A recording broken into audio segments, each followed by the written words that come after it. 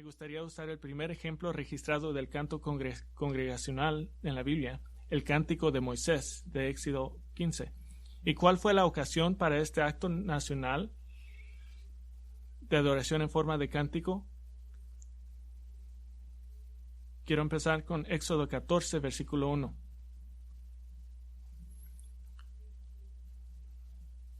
Y este es uno de los capítulos más favoritos en la Biblia.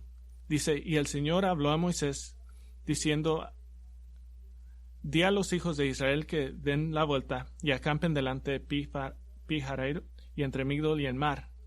Acamparéis frente al Baal Zephón en el lado opuesto junto al mar, porque Faraón dirá de los hijos de Israel, andan vagando sin rumbo por la tierra. El desierto los ha encerrado, y endureceré el corazón de Faraón, y él los perseguirá, y yo seré glorificado por medio de Faraón y de todo su ejército, y sabrán los egipcios que yo soy el Señor, y así lo hicieron. Cuando le anunciaron el rey de Egipto que el pueblo había huido, Faraón y sus siervos cambiaron de actitud hacia el pueblo y dijeron, ¿qué es esto que hemos hecho? Que hemos permitido que Israel se fuera, dejando de servirnos. Y el único carro tomó y consiguió su gente, y tomó 600 carros escogidos y todos los demás carros de Egipto con oficiales sobre todos ellos. Y el Señor endureció el corazón de Faraón.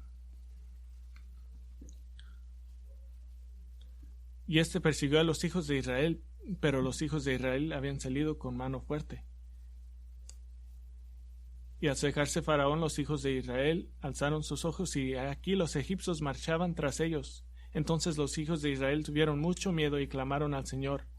Y dijeron a Moisés, ¿acaso no había sepulcros en Egipto para que nos sacaras a morir en el desierto? ¿Por qué nos has tratado de esta manera, sacándonos de Egipto? ¿No es esto lo que te hablamos en Egipto, diciendo, déjanos para que sirvanos a los egipcios? Porque mejor nos hubiera sido servir a los egipcios que morir en el desierto. Pero Moisés dijo al pueblo, no temáis, estad firmes, y ved la salvación que el Señor hará hoy por vosotros, porque los egipcios a quienes habéis visto hoy no volveríais a ver jamás. El Señor peleará por vosotros mientras vosotros os quedáis callados. Entonces dijo el Señor a Moisés, ¿por qué clamas a mí? Di a los hijos de Israel que se pongan en marcha, y tú levanta tu vara y extiende tu mano sobre el mar y dividiéndolo, y los hijos de Israel pasarán por medio del mar sobre tierra seca. Y aquí yo endureceré el corazón de los egipcios para que entren y perseguirlos, y me glorificaré en Faraón y en todo su ejército, en sus carros y en su caballería.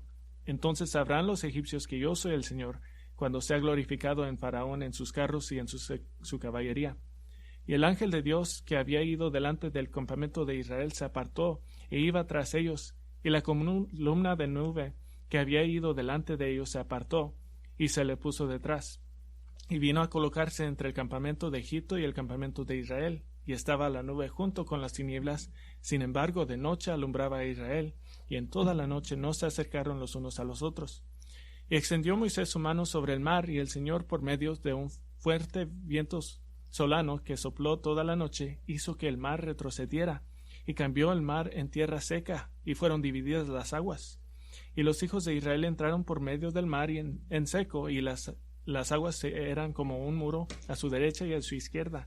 Entonces los egipcios reanudaron la persecución y entraron tras ellos en medio del mar todos los caballeros de Faraón y sus carros y sus jinetes. Y aconteció que a la vigilancia de la mañana el Señor miró al ejército de los egipcios desde la columna de fuego de la nube y sembró la confusión en el ejército de los egipcios.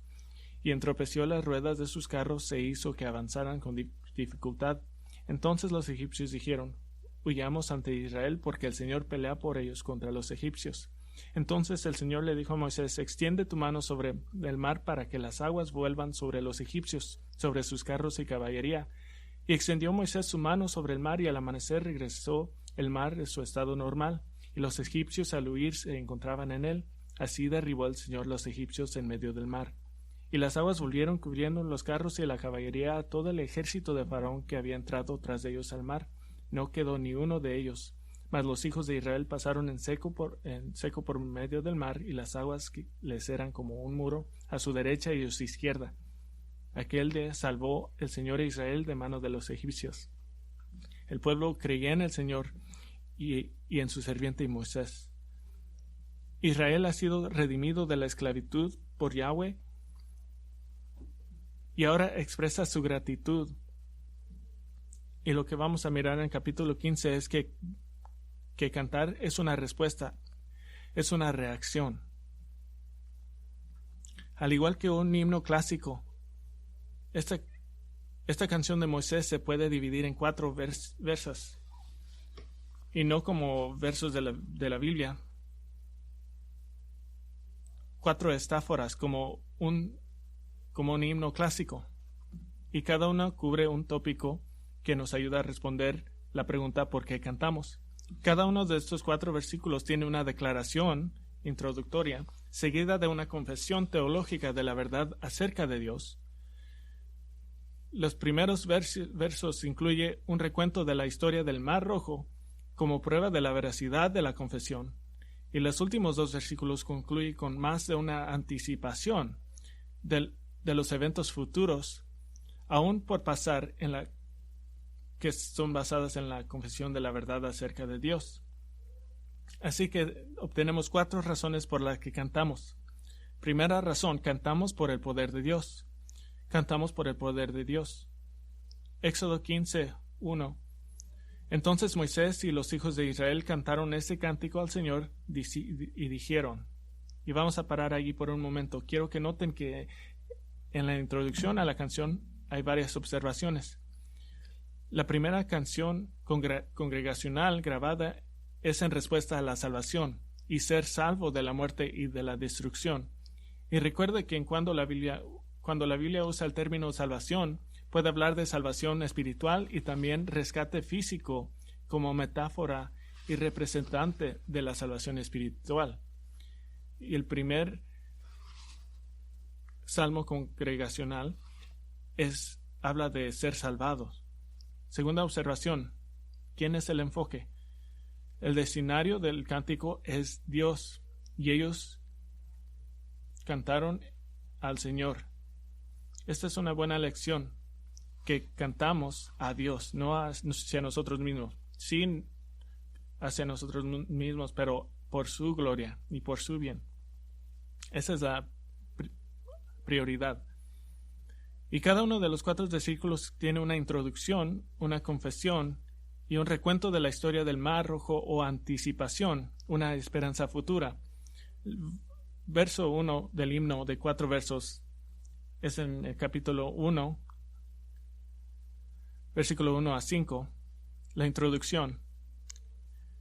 Cantaré al Señor porque ha triunfado. Y luego tenemos la confesión de la verdad teológica acerca de Dios, versículo 2. Mi fortaleza y mi canción es el Señor, y ha sido para mí salvación. Este es mi Dios y le glorificaré, el Dios de mi Padre, y le ensalzaré. El Señor es fuerte guerrero, el Señor es su nombre. Y luego, para comprobar la prueba de la verdad teológica, los carros de Faraón y su ejército arrojó al mar, y los mejores de sus oficiales se ahogaron en el Mar Rojo. Los abismos lo cubrieron, descendieron a las profundidades como una piedra. Ese era versículo 4 y 5. Miren el versículo 1, el poder de Dios.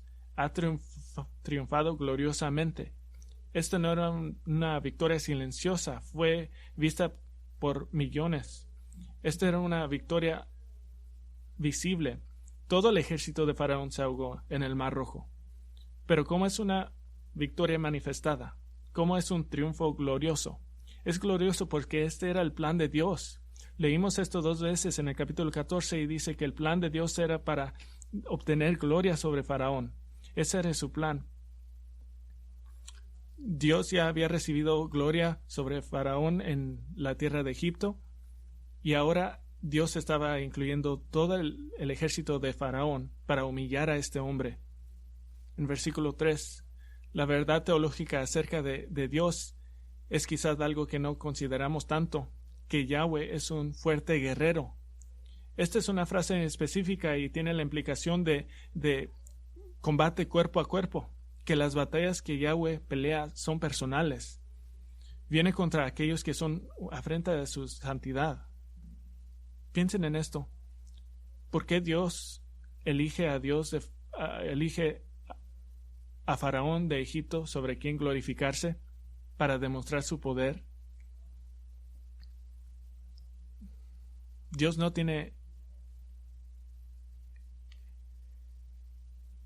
escogió a Faraón porque durante este tiempo Faraón tenía el ejército más grande y de un punto de vista humano era el hombre más poderoso en el planeta. Y qué mejor forma de demostrar tu poder es por vencer al que tiene más poder del mundo.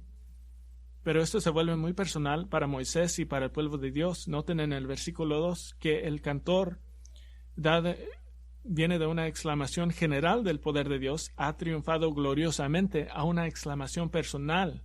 Versículo 2, Yahweh es mi fortaleza, mi canción, mi salvación, el Dios de mi Padre. Dios no es solamente generalmente todopoderoso, es todopoderoso en nombre de su pueblo del pacto. Entonces así merece ser alabado. La palabra hebrea significa dar gloria, ser exaltado, elevar, de dar honor, de dar estimación. Y en el versículo 4 y 5 sirve como una prueba, un recuento de la historia, que Dios es todopoderoso. En solo minutos todo el ejército de Faraón están en las profundidades del Mar Rojo. Y Dios dice en Isaías 43:13, y no hay quien libre de mi mano. Yo actúo y ¿quién lo revocará? Isaías 14:27 dice, si el Señor de los ejércitos lo ha determinado, ¿quién puede frustrarlo? No hay nadie como yo.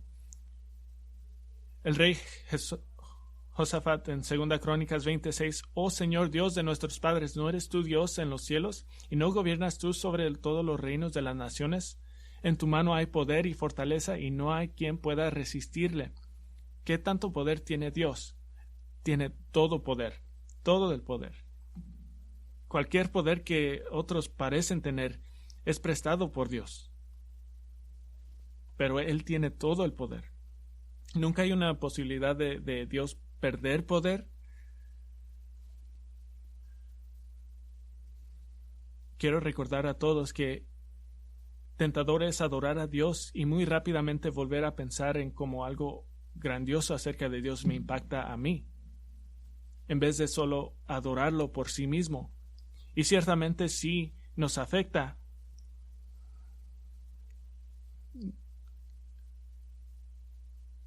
Pero recuerden que desde el principio esta canción es puramente exaltando el poder de Yahweh por su propio bien, solo por adorar. Entonces quiero animarlos de no centrar la adoración en sí mismo, en lo que ha hecho Dios. Comiencen con ¿quién es Dios? Sin referencia a ti. Sé la voz que alaba a Dios, le da alabanzas a Dios, es digno de nuestra alabanza. Entonces la primera estáfora nos dice que cantamos por el poder de Dios. Cantamos por el poder de Dios. El segundo versículo de este himno se encuentra en el versículo 6 a 10 y nos dice que cantamos a causa de la ira de Dios. Cantamos por causa de la ira de Dios. Versículo 6 dice, tu diestra, oh Señor, es majestuosa en poder, tu diestra, oh Señor, destroza al enemigo. Y luego tiene la confesión de la verdad teológica acerca de Dios, 7 y 8. En la grandeza de tu excelencia derribas a los que se levantan contra ti, envías tu furor y consumes como paja. Al soplo de tu aliento se amontaron las aguas, se juntaron las corrientes como en un montón, se cuajaron los abismos en el corazón del mar. Y luego la prueba de la verdad. Versículo 9, perseguiré, alcanzaré, repartiré el despojo, se cumplirá mi deseo contra ellos, sacaré mi espada, los destruirá mi mano. Soplaste con tu viento, los cubrió el mar, se hundieron como plomo en las aguas poderosas. Muchos teólogos liberales quieren decir que esta historia realmente no pasó. Primeramente vemos en versículo 5 que cayeron como piedra o como plomo. ¿Qué más claro puede ser? El tema del poder de Dios continúa, pero con una comprensión aún más detallada, que Dios no está simplemente demostrando poder contra un objetivo, no solo está rompiendo tablas como una demostración de artes marciales, está con su mano derecha, que es una metáfora de su brazo más fuerte, con su mano derecha, tomando la parte más poderosa de él, y destroza el enemigo. Y en versículo 6 dice, destroza al enemigo. Versículo 7 dice, envías tu furor. Ese es el lenguaje de ira contra el pecado. Los consume como horazca. Es imagen de fuego. El soplo de su aliento de él sostiene el mar rojo hasta que Dios liberó y destruyó a Egipto. Y en medio, solo para asegurarse que supiera que está destruyendo hombres malvados. En el versículo 9 tenemos una acusación de la naturaleza de Egipto.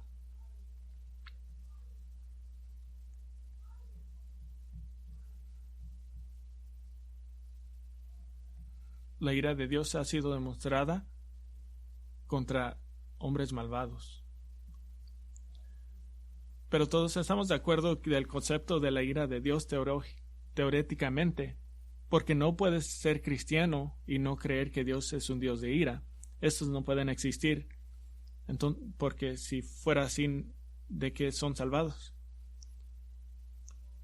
Y todos entendemos eso. Pero en mi experiencia como pastor, he notado que los creyentes tratan la ira de Dios como un atributo con teología de Star Wars, que la ira de Dios es el lado oscuro de Dios. Dios no tiene un lado oscuro. Dios es bueno. La ira de Dios es razón de adorarlo y razón para cantarle. Miren las descripciones de su ira. Las descripciones de su ira son imágenes de santidad. Versículo 6, es majestuosa en poder. Significa impresionante, que causa adoración. Majestuosa significa que causa alabanza. Versículo 7, sus adversarios de él son derribados en la grandeza de su excelencia. Podemos decir en la abundancia de su eminencia. Habla de su fama, de su renombre, de su distinción. La ira de Dios no es solo de lo que fuiste salvado por la muerte de Cristo en la cruz. No solo es una verdad de Dios, es parte de la bondad de Dios, es parte de la perfección de Dios, es parte de la santidad de Dios. Y engendra canciones porque es glorioso en poder y tiene abundancia de eminencia. Creo que esto es difícil de entender para nosotros, porque esto es tan lejos de la representación paternal de Dios en el evangelicalismo estadounidense. Imagínense en esto. Un vecino está lavando su automóvil un domingo por la mañana y le ve subiendo al automóvil con su familia para ir a la iglesia. Y el vecino dice, parece que van a la iglesia. Y dice, sí, soy miembro de Grace Bible Church de Bakersfield. Y dice el vecino, ¿qué haces ahí? Y tú dices, bueno, hoy voy a cantar sobre la ira de Dios y la justa furia de Dios contra todos los que rechazan su santidad en Él y su oferta de salvación en Cristo. Y obviamente no creo que una persona ha usado esta. Esta no es la única razón por la que cantamos, pero es una de las razones por las que cantamos. De preguntarles, ¿cantarías tú una canción que dijera algo así? Oh Dios que se venga, oh Dios que se venga, brilla en la tierra, levántate, oh juez, pagad a los orgullosos todo lo que se merecen. Amén. Y dirían, no sé si quiero cantar eso, pero ese es Salmo 94. Y alguien puede decir, oh, ese es solo el Antiguo Testamento. El Antiguo Testamento se trata de ira y juicio, pero el Nuevo Testamento se trata solo de gracia y amor. Pero esta es una declaración común de aquellos que no han leído ninguno de los dos. La gracia de Dios está en todas partes en el Antiguo Testamento y la ira de Dios está en todas partes del Nuevo Testamento. Apocalipsis 11:18 dice: y las naciones se enfurecieron y vino tu ira y llegó. Esa es su adoración. Y el tiempo para los muertos ser juzgados. Una mirada superficial muestra que al menos 23 de 27 libros del Nuevo Testamento enseñan sobre la ira de Dios. Apocalipsis enseña sobre la ira de Dios más intensamente que cualquier otro libro en la Biblia. Y quizás estén pensando, ¿no realmente cantamos de la ira de Dios? ¿O sí? Dos pensamientos, sí, realmente lo hacemos. Cantamos Solo en Cristo por Keith Getty, que dice: la ira de Dios fue satisfecha. Cantamos Qué dulce y temoroso, de Isaac Watts, que nos recuerda que los pecadores no redimidos perecen en sus pecados. Y cantamos Levantaos, oh iglesia, de Getty, que dice: entonces mira a su enemigo, de él aplastado bajo sus pies. Sí cantamos de la ira de Dios, pero segundo, una de las razones por las que cantamos sobre la ira de Dios es por la obra salvífica de Jesucristo. Hemos evitado la ira de Dios. Qué glorioso es de cantar de su ira y luego de cantar de su cruz. La cruz es la ira de Dios. ¿Entienden esto? Cuando cantamos de la cruz estamos cantando sobre la ira de Dios. La tercera razón por la que cantamos, no solo cantamos por la ira de Dios, pero cantamos por la gracia de Dios. Cantamos por la gracia de Dios. La tercera versa de este himno comienza, versículo 11. ¿Quién como tú entre los dioses, oh Señor? ¿Quién como tú, majestuoso en santidad, temible en las alabanzas, haciendo maravillas? Y luego tiene la confesión de la verdad teológica acerca de Dios, 12 y 13. Extiende su diestra y los tragó la tierra. En tu misericordia has guiado al pueblo que has redimido. Con tu poder los has guiado a tu santa morada. Versículo 11 es la pregunta básica del Antiguo Testamento. ¿Quién es como Yahweh? Esa es la pregunta del Antiguo Testamento. Dios acaba de derrotar, por así decirlo, a los dioses de Egipto, dando las 10 plagas sobre Egipto y diezmando al ejército de egipcio. Y en el versículo 12 y 13 da la verdad teológica de la salvación de Dios por su amor constante, su amor misericordioso.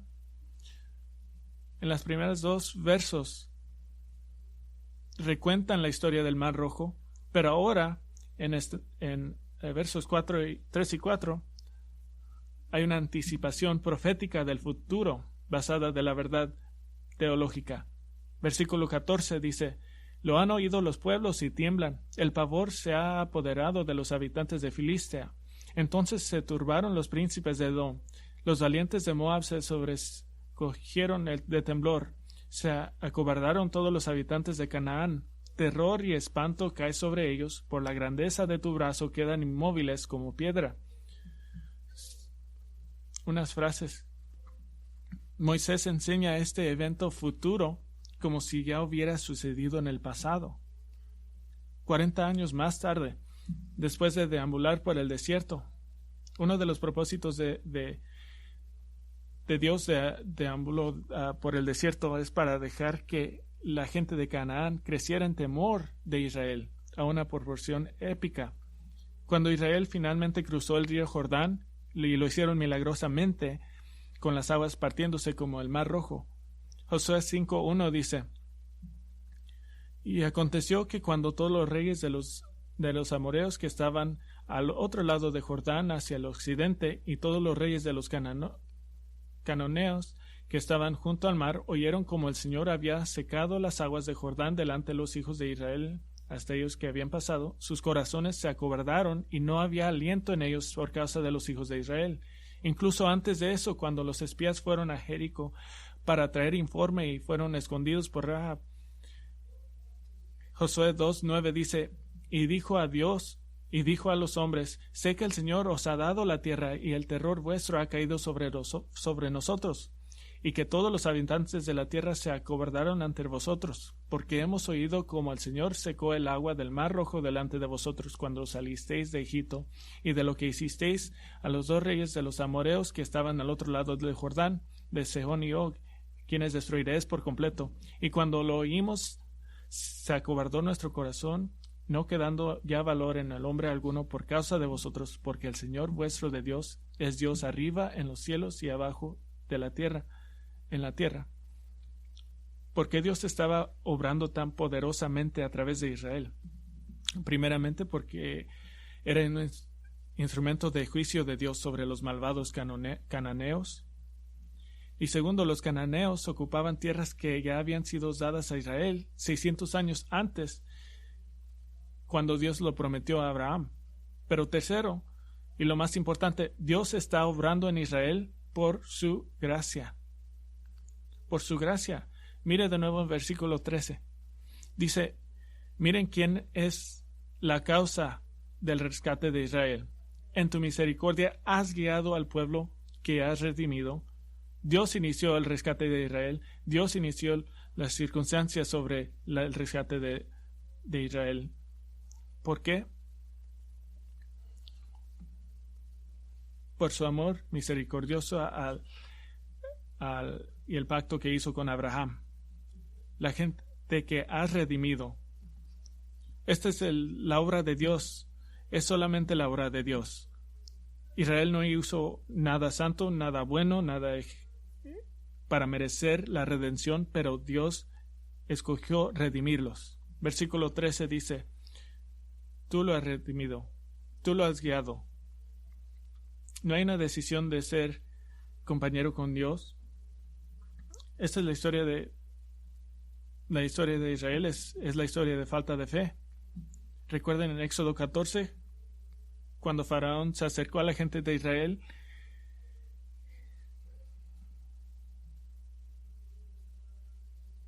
el versículo 10.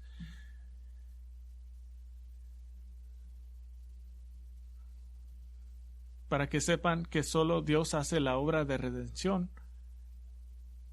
los guió a un lugar geográfico y les dijo que fueran a Pai-Hahara.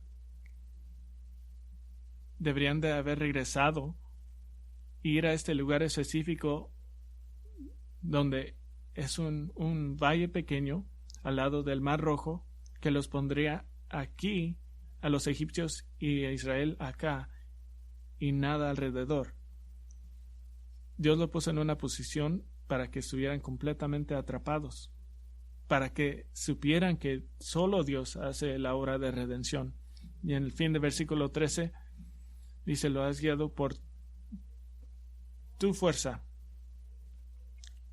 La parte de Dios en salvación es de hacer todo, y la parte de Israel es de llorar, porque si Dios lo hubiera dejado solo, se regresarían a Egipto.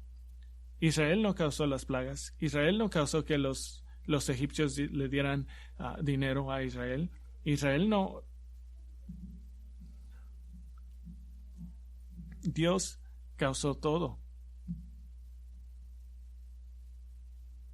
Y recordamos estas palabras que son tesoros preciosos para el cristiano. Tito 3:5. Él nos salvó, no por obras de justicia que nosotros hubiéramos hecho, sino conforme a su misericordia por medio del lavamiento de la regeneración y la renovación por el Espíritu Santo, que Él derramó sobre nosotros abundantemente por medio de Jesucristo nuestro Salvador, para que justificados por su gracia fuésemos hechos herederos según la esperanza de la vida eterna. Cantamos por la gracia de Dios. Incluso cantamos el himno en el que el coro simplemente es gracia, gracia, la gracia de Dios. Gracia que perdonará y limpiará por dentro.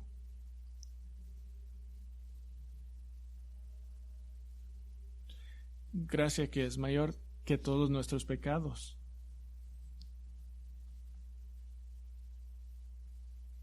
Las mejores palabras, gracia. Cantamos por el poder de Dios, cantamos por la ira de Dios, cantamos por la gracia de Dios.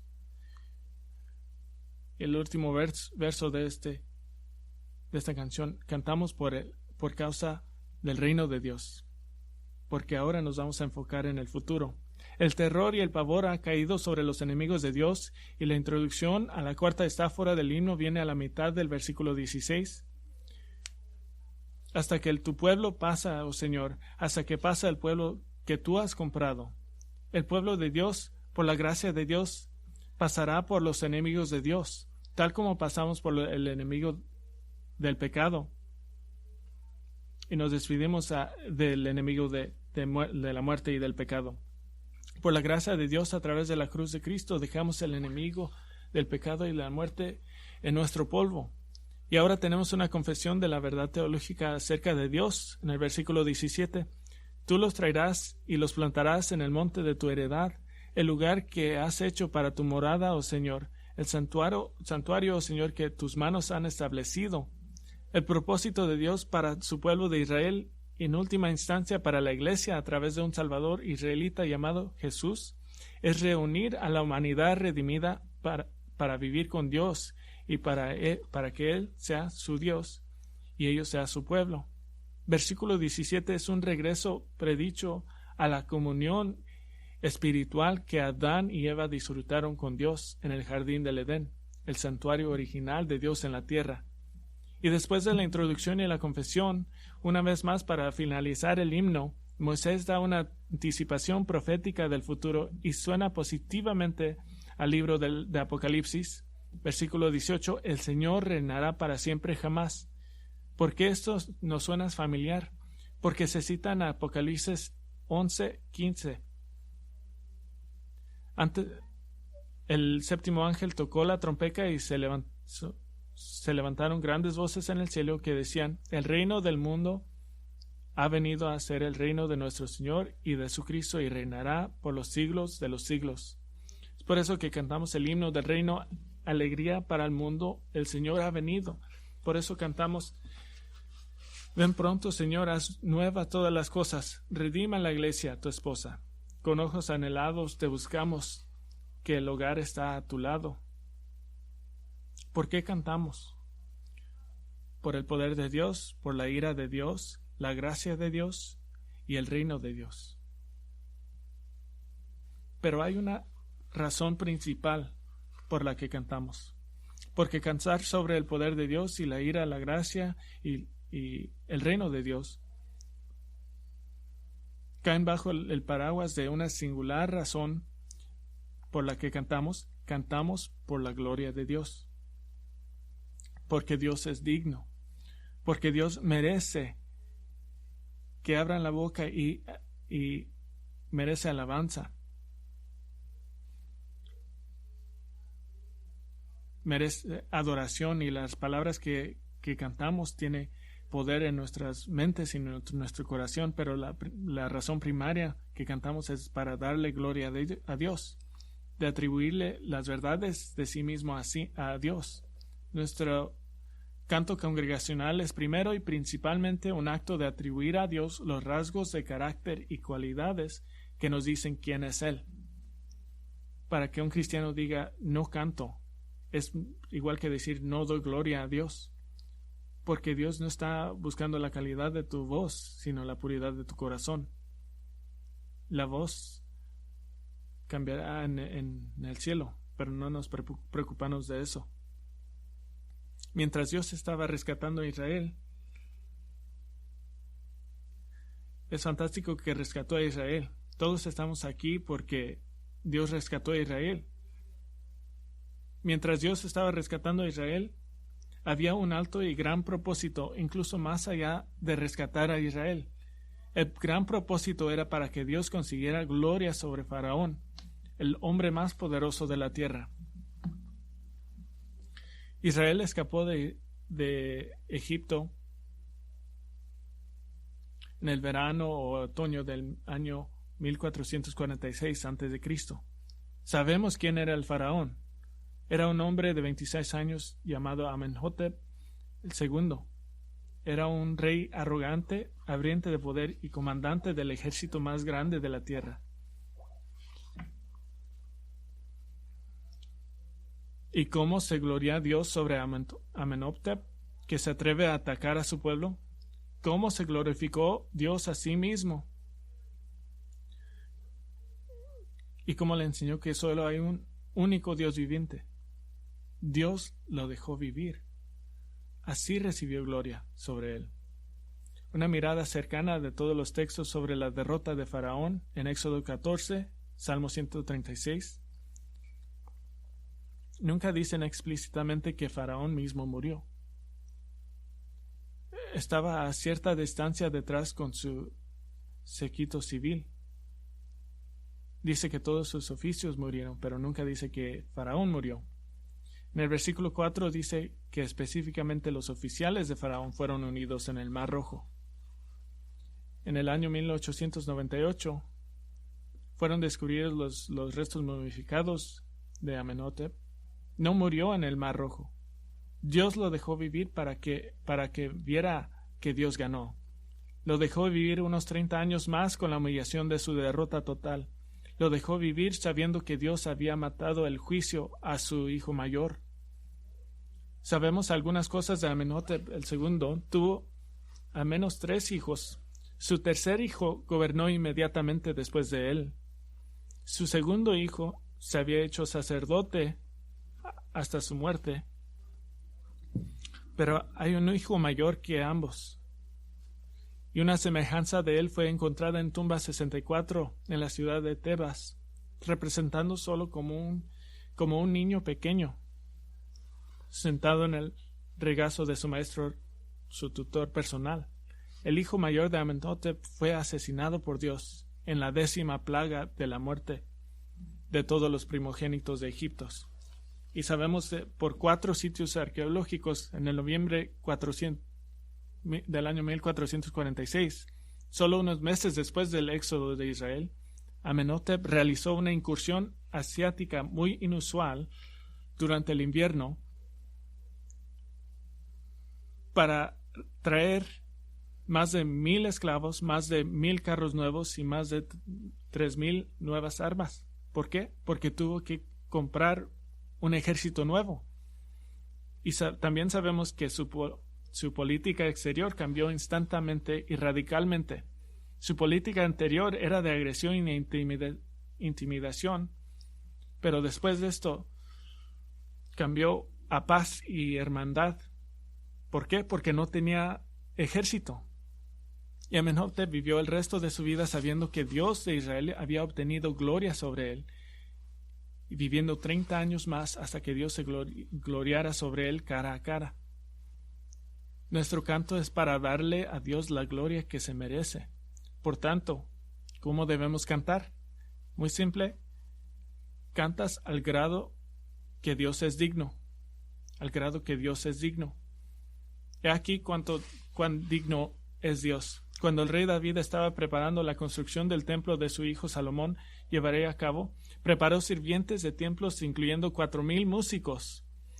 Y según 1 Crónicas 25:7, 288 profesores de voz o maestros de música.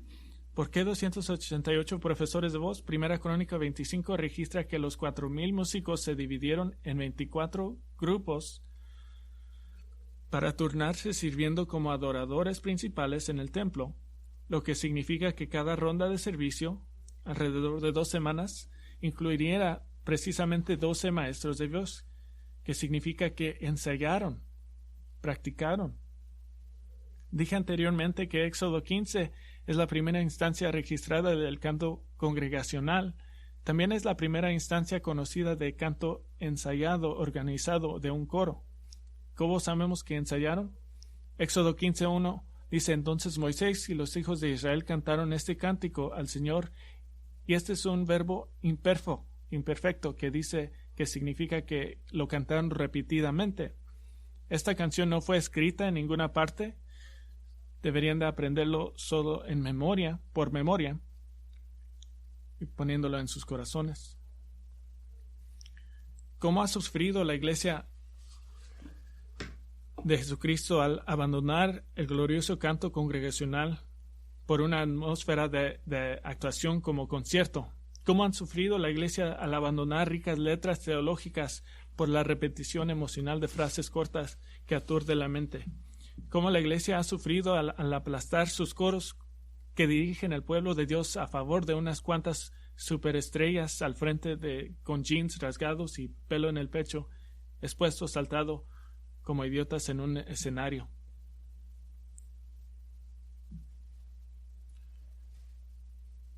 Esta es una plataforma, no es un escenario, para que vean que la palabra de Dios es predicada. La verdad del Evangelio, la majestad de Cristo, la gloria del Señor, debe conducirnos a elevar nuestra adoración en canto juntos hasta donde podemos extenderlo. Quizás se pregunte, ¿qué posiblemente podrían hacer los músicos en el día de Moisés? Quizás tenemos imágenes de estos y miramos que solo hay gente haciendo mucho sonido con diferentes instrumentos. Pero la arqueología ha descubierto lo que estaban haciendo los músicos en el siglo XV antes de Cristo. Arqueólogos descubrieron una tableta durante la misma era, durante años del Éxodo, y tiene instrucciones para música, y demuestra que la música fue compuesta en armonías de tercios, y usaron una escala con 7 notas, como nosotros. Nuestras escalas mayores y menores. No sabemos si los israelitas usaban notaciones músicas, pero lo que sabemos es que la música tenía un sistema y la música era enseñada, porque enseñamos las cosas que son importantes para nosotros. Enseñamos la gloria de Dios. Esta es nuestra oración en Grace Bible Church, mientras otras iglesias deshacen sus coros, sus ministerios musicales, buscando una estrella de pop, mientras las iglesias continúan diseñando música para complacer a las personas y haciéndolo mal. Mientras las iglesias continúan para tratar a mantener paso con el mundo, nuestra oración es que la verdad del Evangelio, la gloria de Dios en Cristo, nos traiga a más grande elevación de nuestras voces a Dios como iglesia.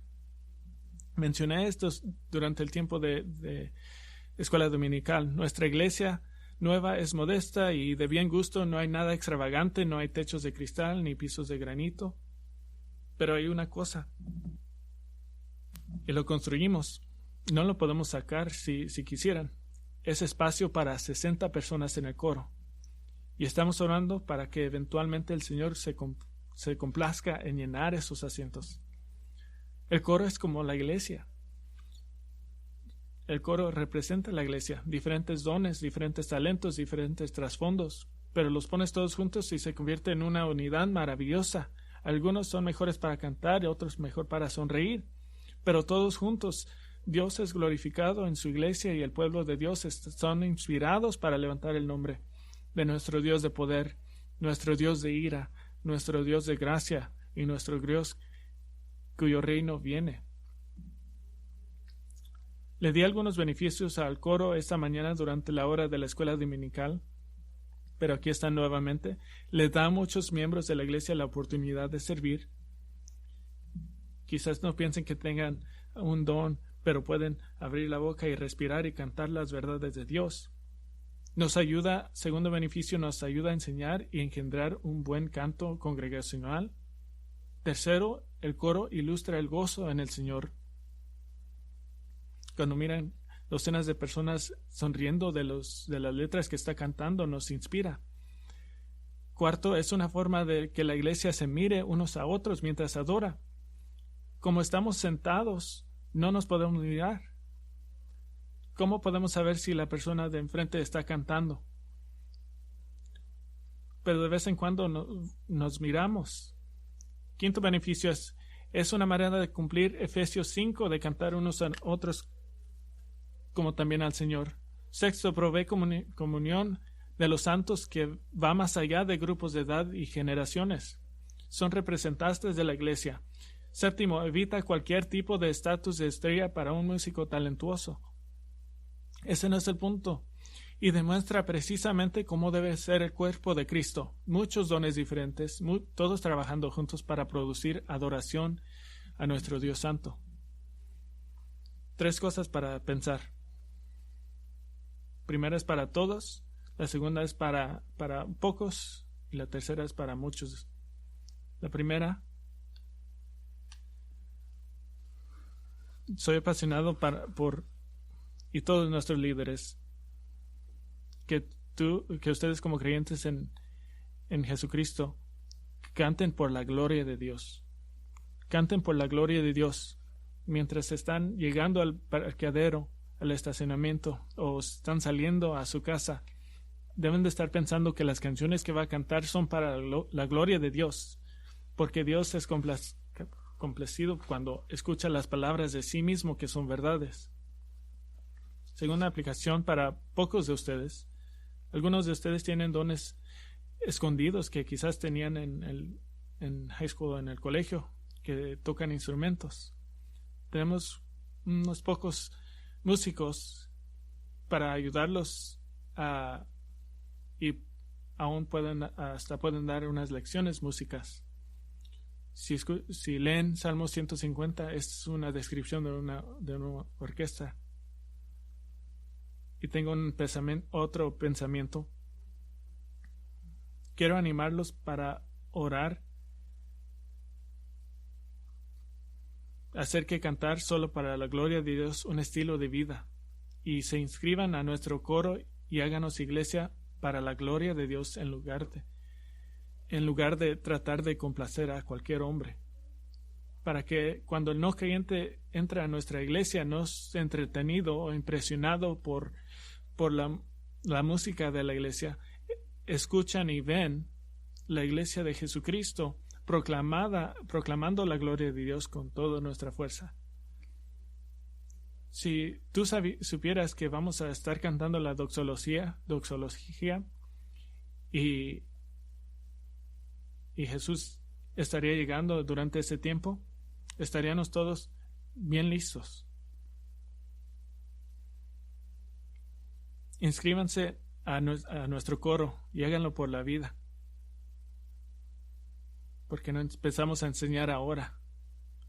No sabemos qué va a hacer el Señor, pero Darren y yo vamos a hacer lo mejor que podamos para dirigirnos para el propósito de la iglesia, que es exaltar el nombre de Cristo. Amén. Oremos juntos. Padre, venimos dando gracias por este ejemplo de que hace más de 3,500 años creyentes en Yahweh estaban cantando en el desierto, alabándote por tu salvación.